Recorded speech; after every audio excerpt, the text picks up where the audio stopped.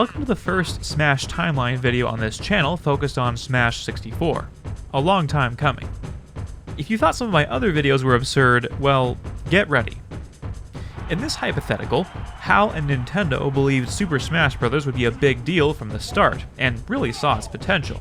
Similar story, of course, to the first Blessed Timeline video you may have seen.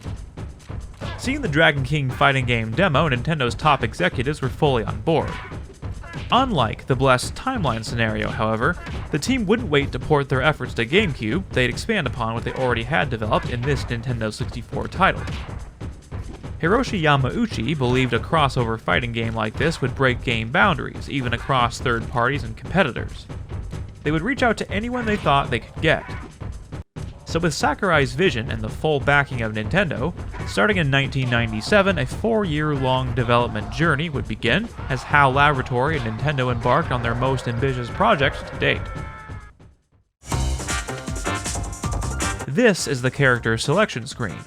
The team would complete an ambitious 36-character roster, including a transforming character, Zelda, and some bonus alternative costumes and single-player-only bosses. Let's highlight the Smash 64 characters we didn't get in our timeline. Peach, Wario, and Bowser would join the Super Mario reps. King Dedede would join Kirby, and Zelda, who could transform into Sheik, Young Link, and Ganondorf would join Link to represent the Legend of Zelda series. The rest of Team Star Fox would join Fox, as well as Wolf from the same series. Mewtwo would join the other Pokemon reps, and Marth from Fire Emblem would also make an appearance. Nearly the entire bottom row would be dedicated to third-party characters. To give Smash some fighting game credibility, Nintendo was able to negotiate with Capcom for Ryu and Ken from the Street Fighter series. Not only were they highly recognizable icons in the fighting game genre, but they were also representative of the Street Fighter titles on NES and SNES. Marina from Mischief Makers and Goemon from the Ganbare Goemon series would be featured as they each had recent Nintendo 64 titles released. Beloved rare icons Banjo and Kazooie and Conquer the Squirrel would be included as their popularity was skyrocketing. After negotiating with Enix for Marina, Nintendo was able to reach out to Square to request Cloud Strife as a Final Fantasy rep for the game. Although Squaresoft and Nintendo weren't on the best of terms at the time, since Square and Enix were in talks to merge, they had invested in more partnership opportunities with each other, and thus this deal ended up working out. Simon and Richter Belmont would be included from the Castlevania series, and were included after negotiating with Konami for Goemon's inclusion. Sonic and Knuckles from the Sonic the Hedgehog series would be the most wildcard inclusions of them all. Yuji Naka knew Sega would be pivoting from the console wars to just publishing games, so wanted to end the Dreamcast era with a bang. Once he heard about the Smash Bros. Concept, he reached out to Sakurai and they were able to make the inclusion work. The majority of the roster was built with the popularity of the characters in mind from fan request submissions, recent games published on the Nintendo 64, and characters the team felt best represented the legacy of Nintendo. Mario had a whole set of Dr. Mario alternative costumes, and Sonic had a classic costume set. Each of the Star Fox crew were originally alternative costumes for Fox, but because each of them became increasingly more distinct with unique body proportions, weapons, etc., the team decided to split them out as their own characters. The team would have so many stage ideas, they created 4 pages worth. They'd also include variation options, including toggling hazards, stage movement, and competitive variations. There'd be 2 single-player modes in this game, Arcade and Adventure. Arcade would be similar to the single-player mode we're all familiar with, but it would have some random elements as well. Teams would be randomized, as with the mini-boss stages. Each would have a break the targets, board the platforms, and race to the finish segment as well. At the end, you confront Master Hand.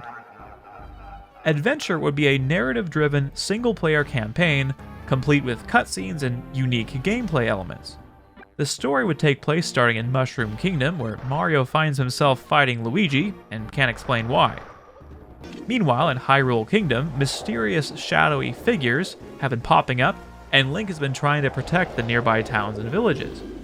Who is behind this shadowy army? As the story progresses, a variety of connected worlds are explored from Kanto to Lylat, and everything in between. As if this game's character and stage roster sizes weren't ambitious enough, a sprawling adventure mode would make this game the Nintendo 64's premier title in both multiplayer and single-player action. We'd also have a series of special modes like All-Star. This would be unlocked once every single character was unlocked on the roster, and you'd fight the whole cast. You'd also have Home Run Contest, where each character would hit Sandbag as far as possible, and Multi-Man Smash, where you'd fight an entire Polygon Team army. Now let's check out the gameplay differences. This game allowed players to charge smash attacks, dodge in place on the ground, and dodge in the air. This meant players could better time their hits, had more control over their movement, and were able to execute with more precision. When combined with smooth landing and fast falling, technical players could deliver flashy combos and follow-ups. An in-game combo counter displayed the streak of hits in a row, and the post-game results screen showed statistics from the match. Of course, a lot of these features were optional. The idea was to make the game as accessible as possible, but allow for a level of depth for any advanced players who wanted to increase their skills in the game. Now, enjoy the sights and sounds of this game, including the soundtrack.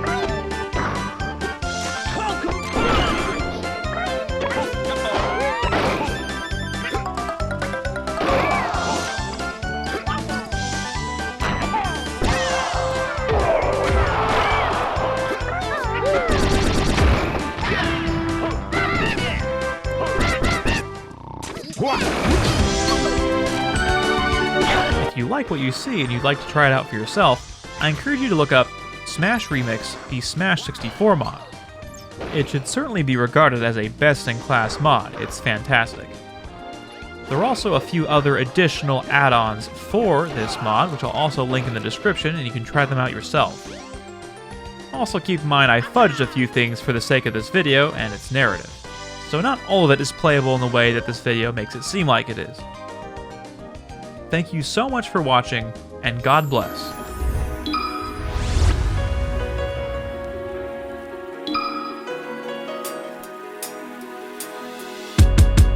What's this?